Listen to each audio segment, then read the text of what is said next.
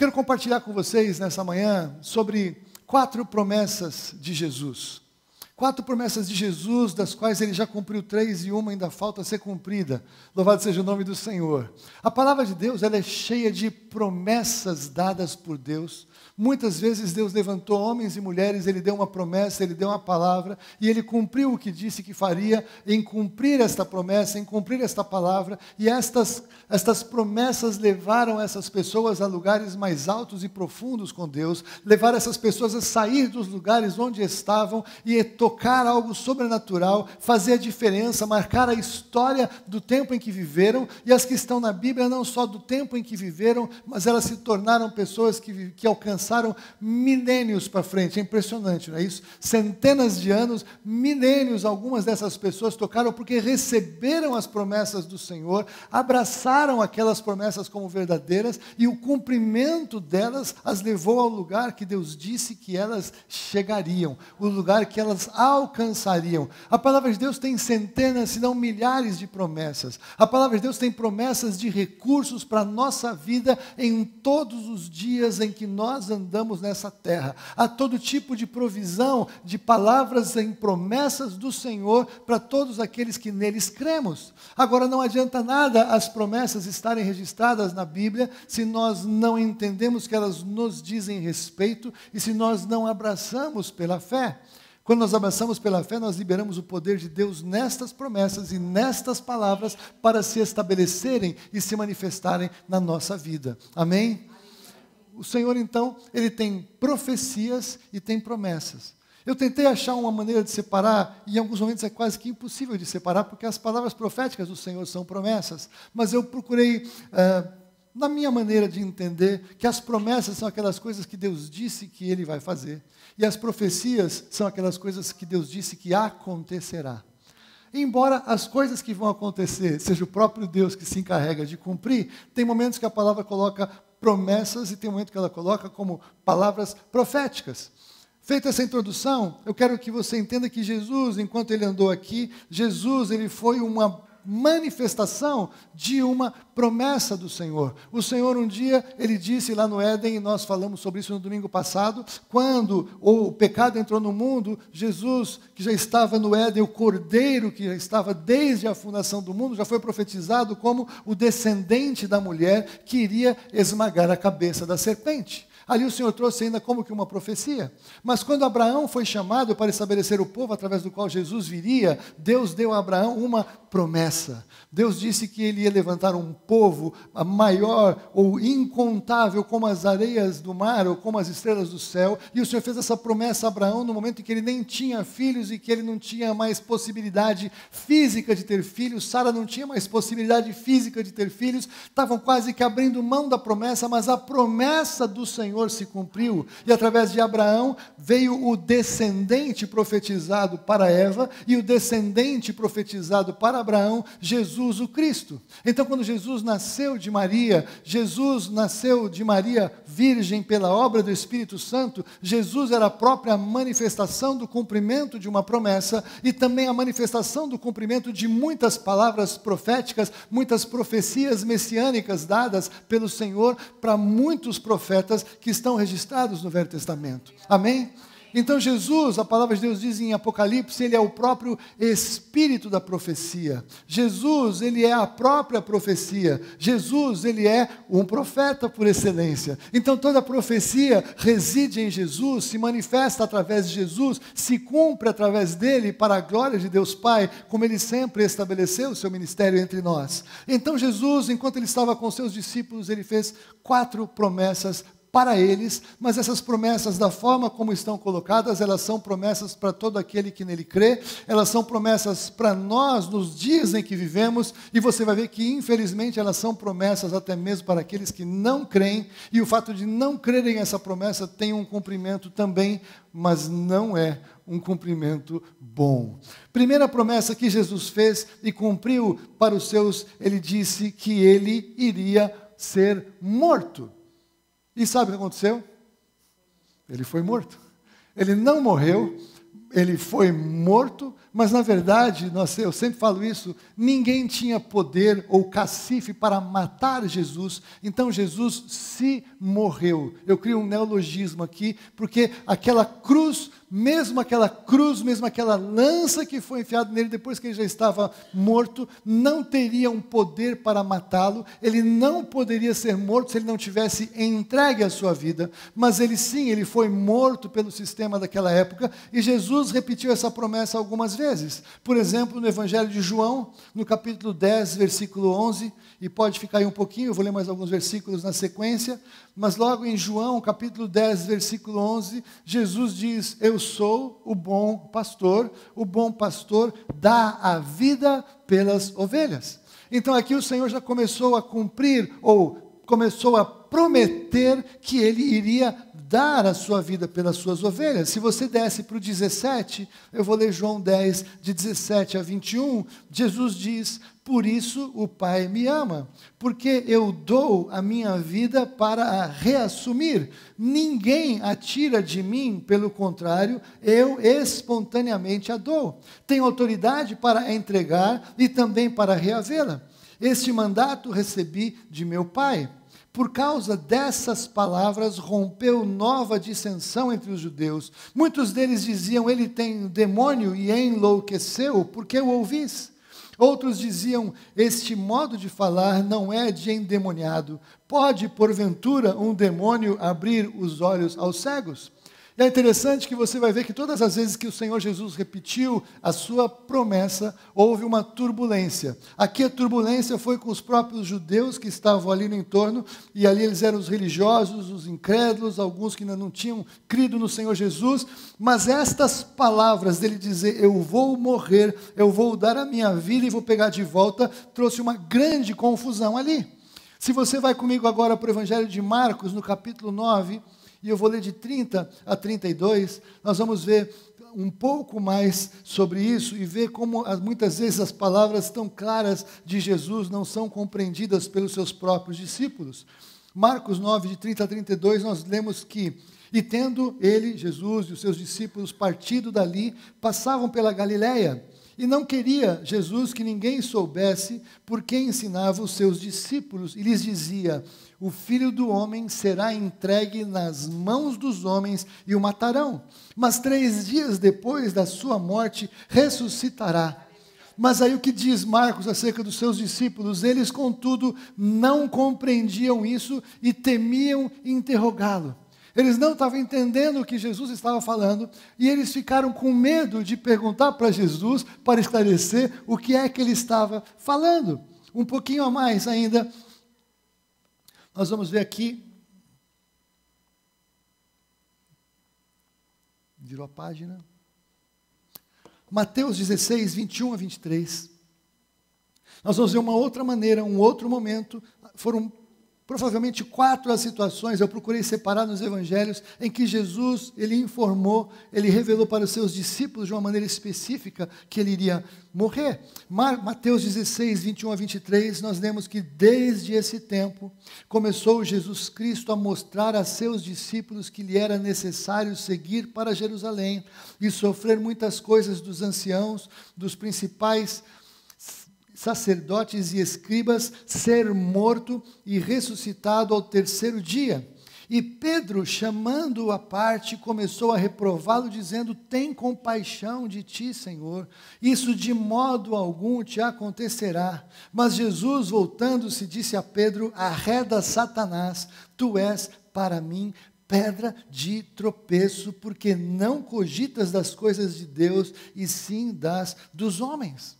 Então olha que coisa tremenda, todas as vezes que Jesus falou que ele iria morrer e ele iria ressuscitar, aqui eu quero enfatizar a promessa dele dizendo que ele iria morrer, que ele iria ser morto, causava uma turbulência na mente das pessoas, na alma das pessoas, causava um confronto espiritual.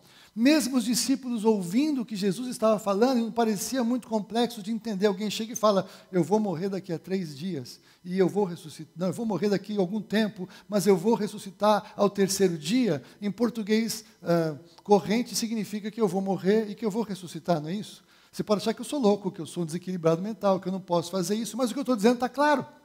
mas pelo poder espiritual que estava sendo liberado pela palavra de Jesus naquele momento, pela turbulência que causava no mundo espiritual, uma palavra tão clara, as pessoas não conseguiam entender o que ele falava. Não é o que acontece até os nossos dias de hoje. A gente fala acerca do fato de que Jesus morreu na cruz pelos pecados daquele que nele crê, e tem pessoas que olham isso e não entendem, não conseguem compreender, e não conseguem tomar uma posição, e há um confronto, há quase que um desequilíbrio, há uma turbulência espiritual até hoje, não é impressionante isso? Mas Jesus então, veja, ele prometeu, vou morrer. O que aconteceu? Morreu. Então, a primeira promessa clara de Jesus, dessas que eu separei para hoje, ele cumpriu claramente, plenamente, para os seus discípulos e para todos nós, em nome de Jesus. Tudo bem até aqui? Amém. Mas ele fez uma segunda promessa, que nós já vimos um pouco em alguns desses textos, e em outros textos. Ele falou o seguinte, eu vou ressuscitar.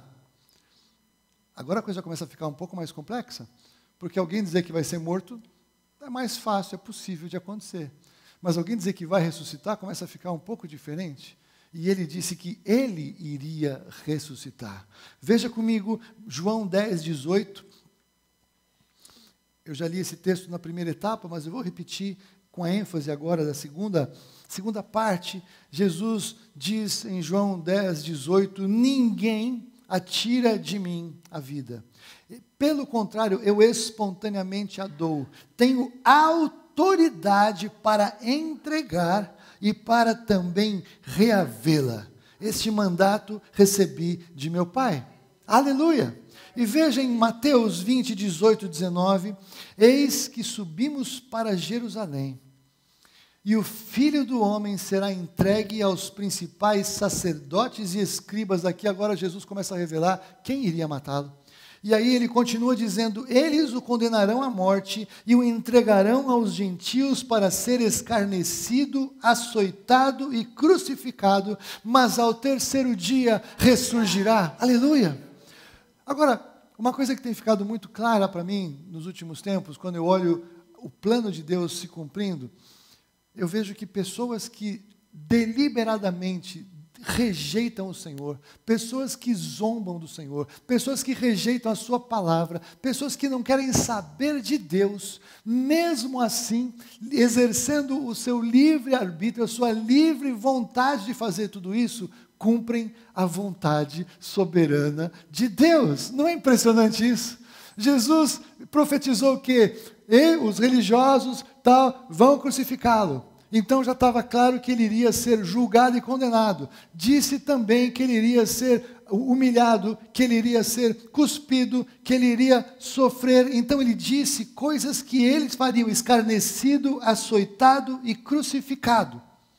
Agora você pode imaginar os romanos encarregados de crucificar Jesus, eles pegando ali as anotações acerca do que Jesus falou. Olha, pessoal, é o seguinte, agora nós temos que açoitar Jesus, então você vem o cara do açoite. Olha, agora nós precisamos realmente escarnecer dele. Vem a turma que vai... Faz sentido isso? Por que eles escarneceram de Jesus? Porque eles quiseram. Por que eles açoitaram Jesus? Porque eles decidiram fazer isso. Por que eles crucificaram Jesus? Porque eles exerceram a vontade deles em considerar Jesus alguém que deveria passar por tudo aquilo. E em fazendo tudo aquilo, eles estavam cumprindo a vontade de Deus profetizada pelo próprio Senhor Jesus. Você consegue perceber isso? Não é tremendo? Eles fizeram algo abominável a Deus, cumprindo a vontade de Deus. Então a vontade de Deus, ela vai se estabelecer de qualquer maneira, pelo propósito eterno que Ele preparou, e as pessoas têm a liberdade de fazerem o que quiserem, e de se posicionarem como quiserem, e em fazendo isso estarão cumprindo a vontade do Senhor, plena, poderosa, imutável, eterna, gloriosa, perfeita, para a glória dEle. Eu fico maravilhado com isso. Então, eles fizeram exatamente o que Jesus disse que aconteceria. Ao terceiro dia ressurgirá. Agora, olha que coisa, nós sabemos hoje que Jesus ressuscitou, amém? Louvado seja o nome do Senhor, Ele cumpriu essa segunda promessa. Mas vamos pensar na cabeça dos discípulos que estavam perto dele. Jesus falou, vou morrer, vou ser crucificado, vou receber açoites, vai ser assim, vou ser condenado pelo sistema, mas eu vou ressuscitar ao terceiro dia. O que os discípulos deveriam ter feito no segundo dia? Reunir todo mundo e falar, olha, Jesus falou que ia ser morto. E não é que ele foi mesmo? Então o que ele falou, o que ele prometeu que ia acontecer, realmente aconteceu. Então, ele disse que ele vai ressuscitar ao terceiro dia. Vamos todos ali ficar na porta do sepulcro, esperando Jesus sair do sepulcro, não é isso? Eu falo isso muitas vezes aqui, não é verdade? Veja, não era possível que os caras de Roma tivessem cumprido, os religiosos tivessem cumprido tudo que Jesus disse que aconteceria para ser a forma da sua morte. Aconteceu exatamente como Jesus falou. Não era mais óbvio que eles deveriam crer no segundo ponto de que Jesus iria então ressuscitar? E o que eles fizeram? Fugiram, se esconderam, ficaram apavorados, desanimados. Apesar daquela palavra de Jesus ter se cumprido exatamente, quando foi para a segunda, eles não creram da mesma maneira. O que aconteceu? Ao terceiro dia, Jesus ressuscitou. Louvado seja o nome do Senhor. Então, a segunda promessa dele se cumpriu literalmente no dia que ele falou que ia cumprir, da maneira que ele disse que seria. E aí vem a terceira promessa dele. A terceira promessa dele, ele falou o seguinte: vou para junto do Pai. Ele disse que ele iria subir para ficar com o Pai, que ele iria embora do planeta depois dele morrer e depois dele ressuscitar. Os discípulos ouviram esta informação também antes. Em João 6, no Evangelho de João 6, de 62 a 66, nós vemos algo que aconteceu quando Jesus falou estas coisas. Que será, pois, versículo 62 de João 6, que será, pois, se virdes o Filho do Homem subir para o lugar onde primeiro estava? O Espírito é o que vivifica, a carne para nada aproveita. As palavras que eu vos tenho dito são Espírito e são vida. Contudo, há descrentes entre vós, pois Jesus sabia desde o princípio quais eram os que não criam e quem o havia de trair.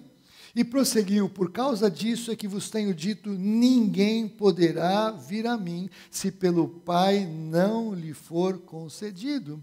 À vista disso, muitos dos seus discípulos o abandonaram e já não andavam com ele. Então veja, Jesus disse que o Filho do Homem, vocês vão ver o Filho do Homem subir para o lugar onde primeiro veio. Se vocês têm dificuldade com as coisas que eu estou falando, o que vai acontecer com vocês quando vocês me virem subindo para o céu? E é tremendo, porque a gente olha, a gente acha uma coisa super normal. Estava todo mundo lá reunido e Jesus subiu para o céu. É uma coisa normal, acontece todo dia, não é isso? Quase toda hora. Não é verdade? Claro que não, que coisa espetacular de imaginar, mas Jesus estava lançando para eles coisas além da compreensão, ele estava falando de coisas que iam além da mente racional e que só podiam ser recebidas pela fé. E enquanto ele estava falando essas verdades, o que ele falou? Mas aqui comigo tem gente que não crê. Que coisa. Eu sei que nós somos um grupo de crentes. Gostei. Eu sei que aqui tem um grupo de crentes comigo. Da mesma maneira que 3 palavras dadas por Jesus, absurdas, se cumpriram, todas as palavras que Jesus deu para você e para mim, para esse tempo, elas vão se cumprir. Mas tanto quanto eles, algumas vezes essas palavras causam uma certa turbulência na nossa mente. E nós temos, às vezes, dificuldades de crer no que Jesus disse que fará. Sim ou não? Veja, João 16:10. Jesus fala, ele está falando do ministério do Espírito Santo, que vai convencer do pecado, da justiça e do juízo. E no versículo 10 ele diz, convencerá da justiça, porque vou para junto do Pai e não me vereis mais. E ele continua no capítulo 16 de João, versículo 28, Jesus agora faz um grande resumo, ele disse, vindo o Pai, entrei no mundo, todavia deixo o mundo e vou para o Pai. Disseram aos seus discípulos, agora falas claramente e não empregas nenhuma figura. Agora vemos que sabe todas as coisas e não precisas que alguém te pergunte.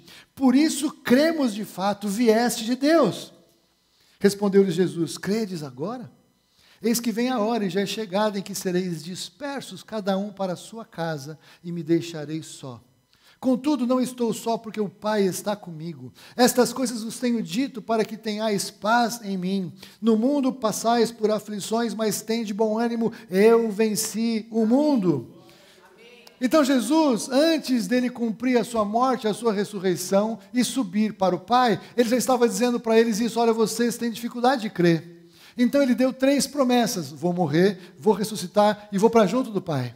O que os discípulos deveriam fazer então? Tá bom, a terceira nós vamos acreditar, né? Ele disse que ele ia morrer, morreu, ressuscitou, vai para o Pai, ele vai para o Pai. Então, embora naquele momento a gente tenha ficado um pouco preocupado, um pouco desconfortável, como seria, ele também disse que o Espírito Santo viria, nós vamos crer no que ele nos disse, o Senhor vai para o Pai, mas nós não vamos estar só, ele estará conosco todos os dias até a consumação do século. Ele disse que não nos deixaria.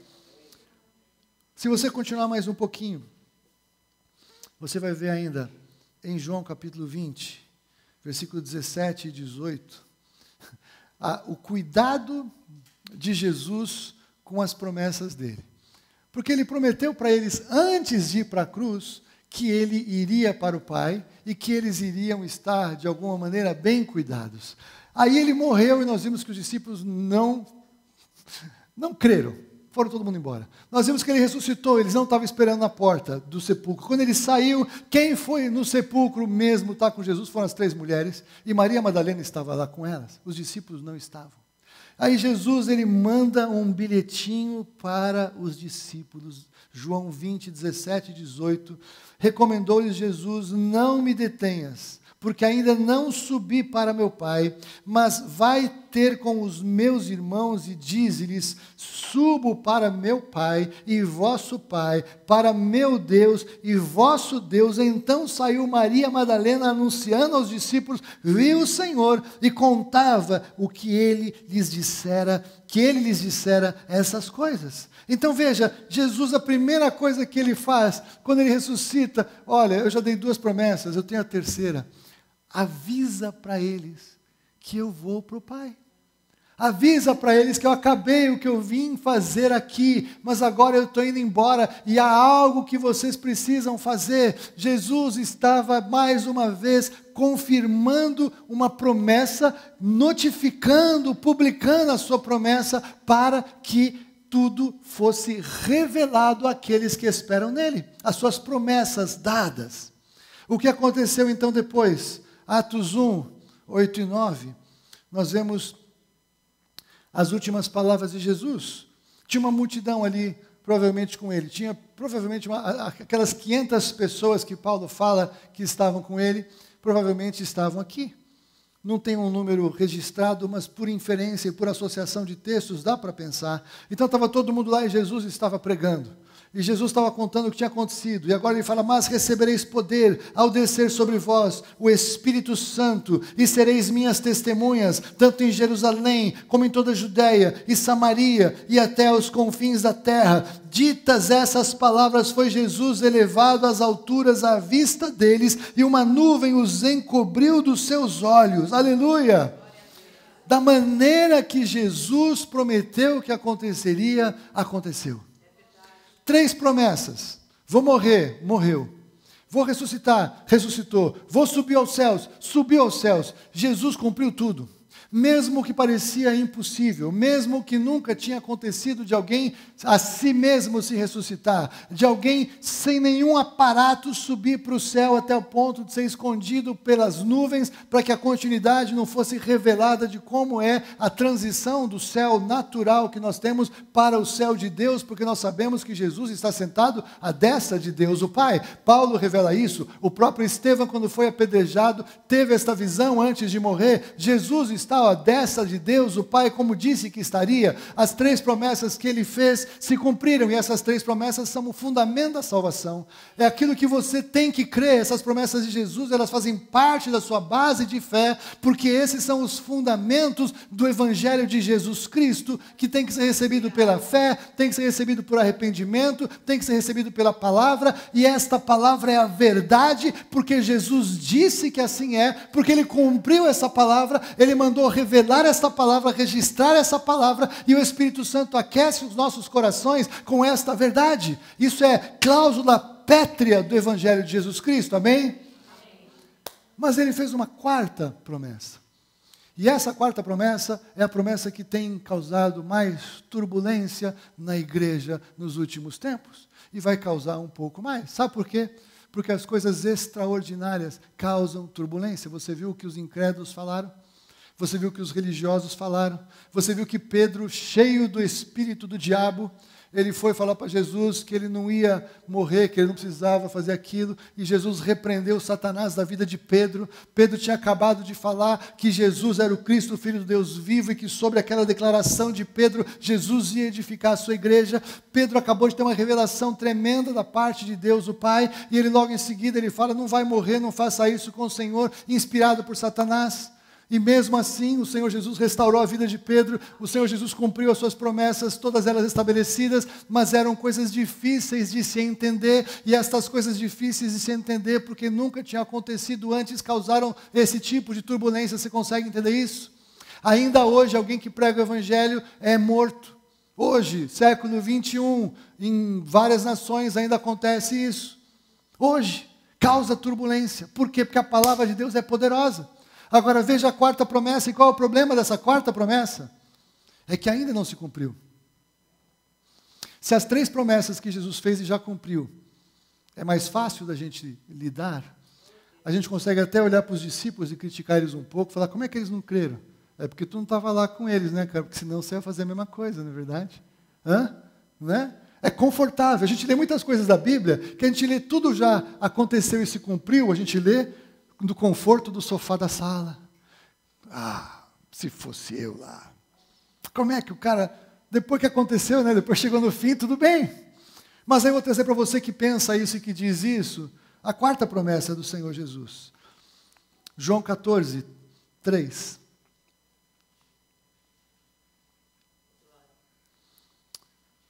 João 14, 3.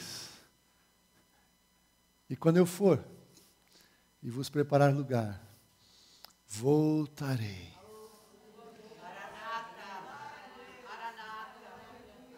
E vos receberei para mim mesmo, para que onde eu estou, estejais vós também. Aí Jesus, ele repetiu isso em Apocalipse 1:8. Ele repetiu isso em Apocalipse 22, 7, eis que veio sem demora. Apocalipse 22, 12 e 13, eis que veio sem demora. Apocalipse 22, 20, o penúltimo versículo da Bíblia diz, certamente venho sem demora. Amém. Vem, Senhor Jesus. Glória a Deus. Não precisa se preocupar de anotar esses textos que eu não li, tem mais textos. Eu fiz como eu fiz na semana passada, que ficou legal, eu publiquei lá no blog do Ministério, teve um monte de acesso, o esboço está lá, os textos estão lá. Eu quero que você fique comigo agora. O maior problema da Igreja de Jesus, nos nossos dias, é lidar com a realidade da volta do Senhor Jesus, e é uma promessa que Ele vai voltar. Tem crente que acha que Jesus não vai voltar. Tem segmentos evangélicos que creem isso, que ele já fez, tinha que fazer, que ele está no céu e tudo mais, nós temos que consertar a terra. E quando a gente consertar a terra, ele vai voltar, ou seja, ele não vai voltar.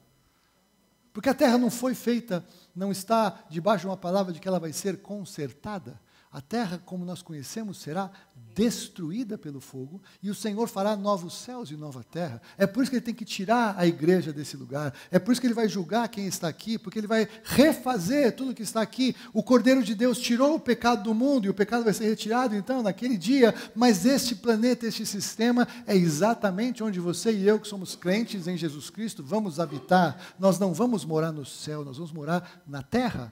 Hello? E aí veja, ele disse que vai voltar e ele deu claras explicações acerca da sua vinda. Não vou discutir doutrina de arrebatamento agora. Eu quero trazer para vocês o entendimento de que Jesus disse que vai voltar. A palavra de Deus nos diz que Ele vai retirar a sua noiva deste lugar, antes de começar a fase dramática deste juízo que virá. Então você e eu temos que fazer agora um exercício de fé. A Bíblia diz que o que vai acontecer nos últimos dias, Jesus fala que nunca antes aconteceu, nem nunca jamais vai acontecer. O que ele estava falando? Do pecado no mundo, da manifestação da iniquidade transbordante e de sinais doloridos que vão permear esta terra. Tem um monte de texto para a gente ler. O que eu quero trazer para você que é crente? Você que é crente em Jesus, Jesus disse que ia morrer, morreu, ressuscitar, ressuscitou, ia ao Pai, foi ao Pai, e que vai voltar, então Ele vai voltar. Você que é crente, você não pode ter dúvidas no seu coração que Ele vai voltar, porque senão você rasga tudo que você crê, porque ou Jesus falou tudo verdade, ou Ele não falou nada verdade, porque Ele não é o pai da mentira, Ele não é aquele que nunca se firmou na verdade, porque esse é o diabo e Satanás, e ele é o inimigo das nossas almas, e ele tem a sua cabeça esmagada pelo pé de Jesus Cristo, que esmagou a cabeça da serpente. Então você tem que saber quem você é em Cristo e quais são as promessas que Deus tem para você. E a maior promessa que Deus tem para nós que estamos vivos nesta geração, nesta época, é que nós não fomos destinados para a ira, mas o Senhor vai retirar a sua noiva antes de julgar a terra.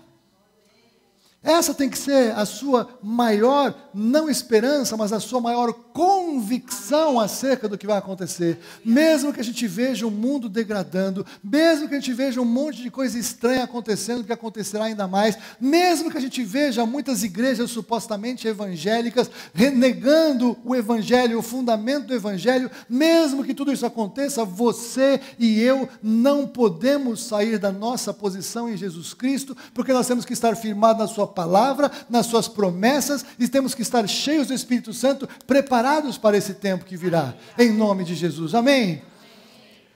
Esse conteúdo, ele é um dos conteúdos mais complexos para se ensinar dentro da igreja de Jesus. Por que eu estou falando isso? Porque faz muitos anos que eu lido com esse conteúdo. Muitas vezes eu preguei esse conteúdo, teve igreja onde a gente era, que eu preguei e teve gente que saiu da igreja porque eu estava pregando que Jesus ia voltar, porque os últimos dias estavam chegando. E mesmo o líder da igreja lá pregando também, teve gente que não queria ouvir aquilo, gente que se dizia crente. Por quê? Porque tem tanto apego a este planeta, a este sistema, a este mundo, que se Deus falar que está acabando, Deus não faz isso. Não entendeu nada. Para onde Deus vai nos tirar? Ele subiu para onde? Jesus está onde? Aonde Ele está? À destra do Pai. Nós cantamos um pouco aqui, um trailer pálido do que é a glória de Deus, não é isso? Sim ou não? Sim. Terceira promessa. Quarta promessa. Jesus falou, virei outra vez e vos levarei para mim mesmo, para que onde eu estou... Aonde Ele está? Para onde Ele vai nos levar? É para lá que Ele vai nos levar. Nós vamos ficar um tempo lá, até que tudo acabe aqui. As bodas do Cordeiro acontecem no céu. Aleluia! Nós não vamos morar lá, mas nós vamos ficar lá por um tempo. Então veja, Jesus prometeu que ia morrer, morreu, prometeu que ia ressuscitar, ressuscitou, prometeu que ia ao Pai, foi, prometeu que vai nos buscar para nos levar para aquele lugar onde você acha que um crente que está entendendo todas as coisas tem que querer estar. É lá. Aleluia! Agora não precisa querer morrer para ir lá. Amém? Nós não precisamos morrer para ir para lá.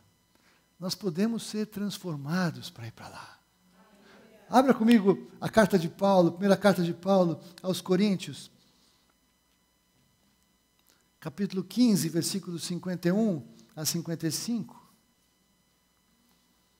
E o apóstolo Paulo, ele diz algo que é um mistério, literalmente um mistério. Eis que vos digo um mistério, nem todos dormiremos, mas transformados seremos todos. Num momento, num abrir e fechar de olhos, ao ressoar da última trombeta. A trombeta soará, os mortos ressuscitarão incorruptíveis e nós seremos transformados. Porque é necessário que este corpo corruptível se revista da incorruptibilidade e que o corpo mortal se revista da imortalidade. E quando este corpo corruptível se revestir de incorruptibilidade e o que é mortal se revestir da imortalidade, então se cumprirá a palavra que está escrita: tragada foi a morte pela vitória. Onde está a morte, a tua vitória? Onde está a morte, o teu aguilhão? Aleluia! A morte não tem mais domínio sobre nós, não tem mais poder. Essa experiência que nós vamos ter em nome de Jesus, amém? Tem gente que vai então, os que não querem ficar, tudo bem. Essa experiência que nós vamos experimentar, vocês estão começando a entender melhor agora. Nós seremos transformados. Este corpo mortal vai ser revestido da imortalidade, corruptível. Até que eu estou bem para a idade, mas está corrompendo, está ficando desajeitado. Ele vai ser revestido de incorruptibilidade. A vida de Jesus vai transformar este corpo mortal num corpo imortal. Para quê? Para que da mesma maneira que Jesus subiu ao céu, você e eu possamos subir ao céu da mesma maneira. Nós seremos levados da mesma maneira para o céu, para a presença de Deus, para uma grande celebração no céu das bodas do Cordeiro, porque Deus é um Deus de festa, aleluia. Deus não é um Deus de cara comprida, Deus é um Deus de crente com a cara de mocorongo, Deus é um Deus de gente feliz pela salvação, pela esperança, pela convicção, pela certeza, e o Senhor faz festas. As festas são do Senhor, aleluia. Festas do Senhor, aleluia. E veja, Paulo ainda explica isso um pouco melhor, quando ele escreveu para os Tessalonicenses. E eu se empolguei, eu perdi o texto. Está aqui, 1 Tessalonicenses 4, de 13 em diante. E se você não sabia disso, esse texto foi escrito para você, porque Paulo falou que não quer que ninguém seja ignorante acerca disso. Nós temos que ter revelação. Paulo fala assim: não queremos, porém, irmãos, que sejais ignorantes com respeito aos que dormem. Sabe quem são os que dormem? Quem morreu em Cristo. Sabe por que a Bíblia chama de os que dormem? Porque quem dorme você acorda. Quem morreu você não pode fazer nada. Quem morreu em Cristo está só dormindo, por figura, e será desperto, já está preparado para estar com o Senhor, para não vos entristecerdes como os demais que não têm esperança. Gente, eu vou falar uma coisa para você. É muito ruim como pastor ter que fazer enterro.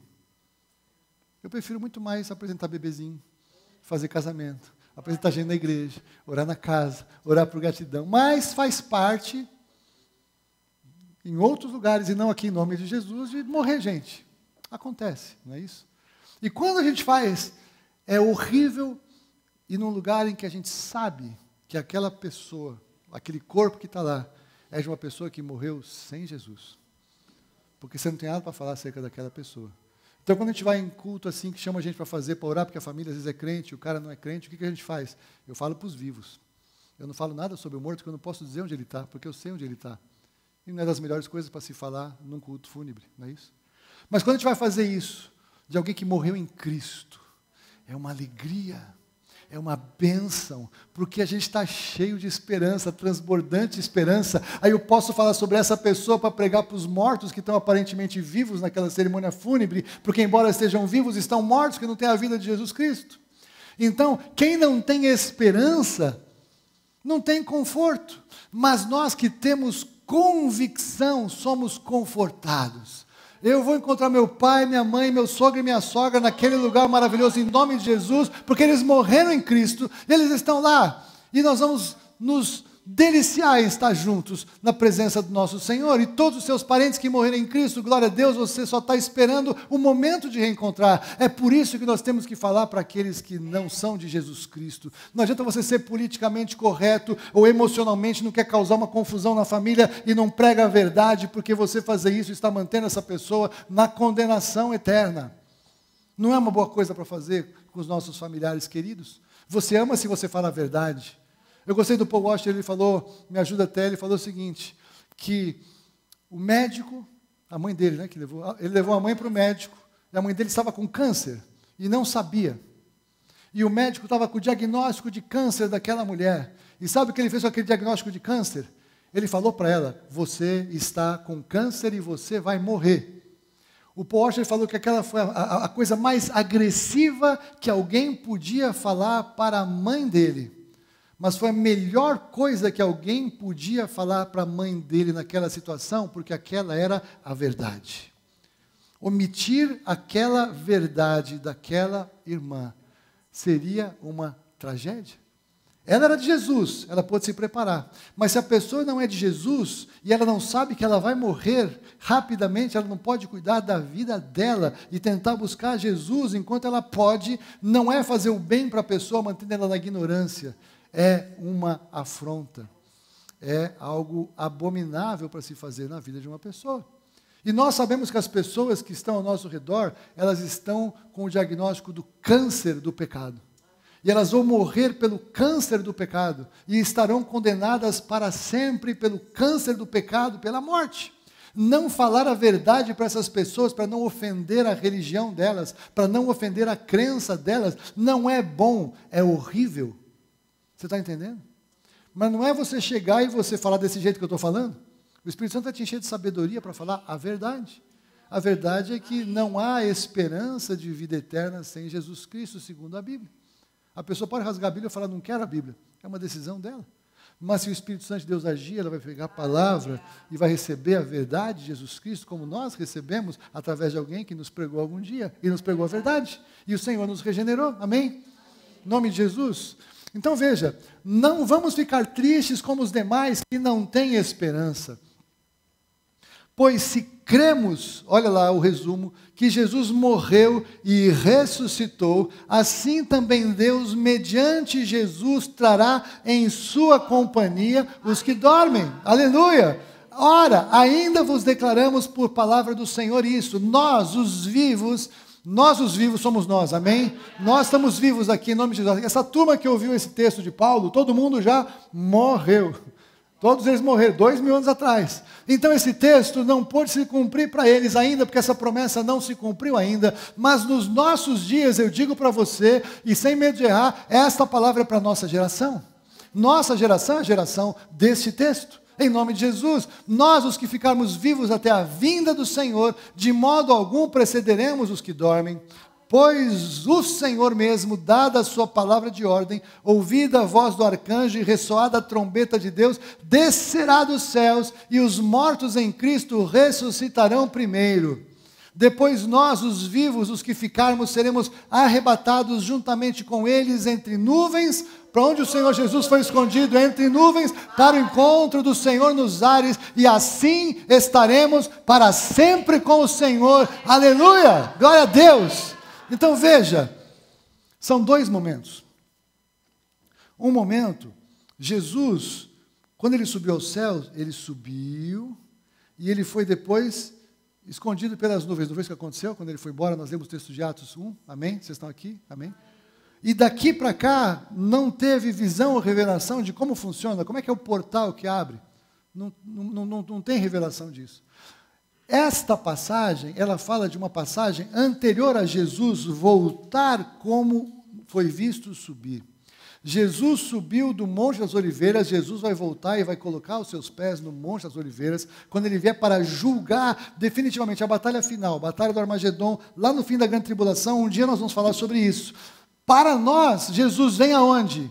Nas nuvens, para o encontro do Senhor nos ares. Não é quando ele vem para a terra, é quando ele vem nos ares, e então os mortos em Cristo ressuscitarão primeiro, depois nós, os vivos, seremos transformados, como Paulo fala em Coríntios, o que é incorruptível se reveste o que é corruptível se reveste da incorruptibilidade, o que é mortal se reveste da imortalidade. Com estes corpos nós subimos para o encontro com Jesus nos ares, assim estaremos para sempre com o Senhor, e a partir deste momento, a pior parte do juízo começa na terra. E depois, quando o Senhor Jesus vem para reinar na terra, todos os que são dele virão com ele. Nós voltaremos com Jesus de volta para este planeta, no fim do tempo do juízo. Eu sei que é muita informação para alguém que nunca ouviu nada. E sei que é pouca informação para alguém que pode dar aula sobre o tema, mas eu estou começando a lançar alguns fundamentos, porque esse assunto ele começa a ficar cada vez mais importante que vocês conheçam, que vocês entendam, porque nós vamos ver cada vez mais o mundo ficar bastante esquisito.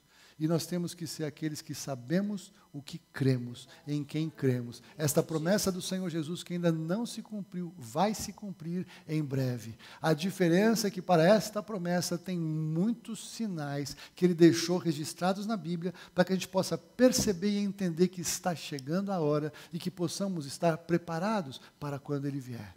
E esse tipo de palavra, da mesma maneira que as 3 palavras pregadas causaram turbulência espiritual, essa causa ainda mais turbulência espiritual, porque agora o diabo sabe que quando chegar esse dia, acabou o tempo dele.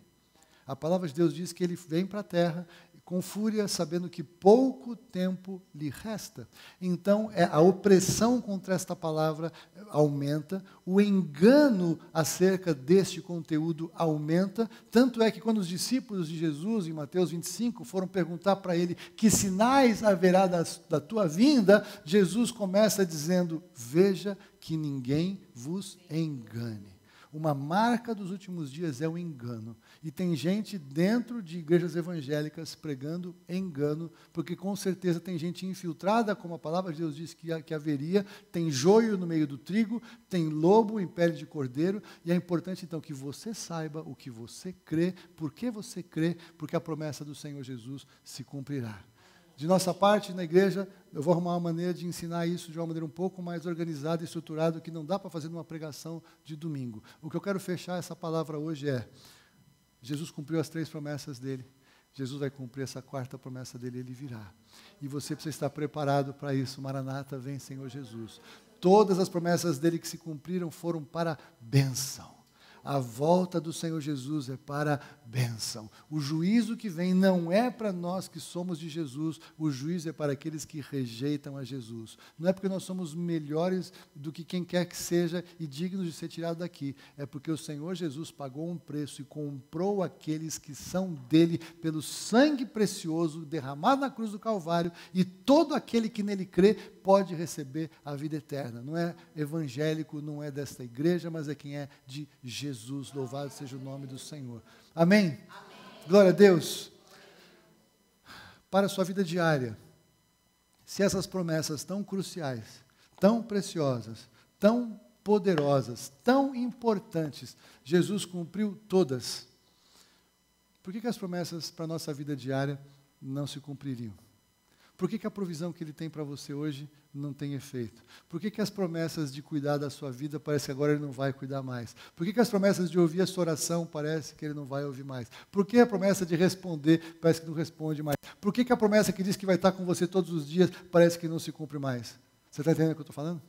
Se essas promessas tão dramáticas, tão estratégicas, tão históricas, elas se cumpriram com tanto poder e se cumprirão com tanto poder, da mesma forma, todas as promessas que Ele deixou para você e para mim na nossa vida diária, Ele vai cumprir, em nome de Jesus. O que nós precisamos? Crer que elas são verdade, abraçá-las como verdade, olhar as promessas que se cumpriram, porque da mesma maneira que Ele cumpriu essas, Ele cumprirá todas. A palavra do Senhor diz que vai passar o céu e a terra, porque vai passar mesmo, mas as minhas palavras não hão de passar. Você e eu precisamos decidir obedecer, crer, abraçar, depositar tudo que somos, tudo que temos, toda a nossa esperança na palavra do Senhor, porque Ele é fiel e quando Ele cumpre, Ele é glorificado. Amém? Louvado seja o nome do Senhor. Vamos esperar a vinda de Jesus, amém? Maranata, Maranata, vem Senhor Jesus, diga comigo, Maranata, ora vem Senhor Jesus, em nome de Jesus, no primeiro culto depois do arrebatamento, eu não quero ninguém aqui, amém? Pode largar tudo vazio, pode fazer o que quiser, quebrar os vidros, levar as coisas, fazer o que quiser, mas eu não quero ninguém aqui. Agora, se vocês estiverem, eu garanto que eu não vou estar, não vou saber quem veio ou não vou aqui, não quero saber, amém? Não é para nós estarmos aqui, em nome de Jesus, é para estarmos na presença do Senhor.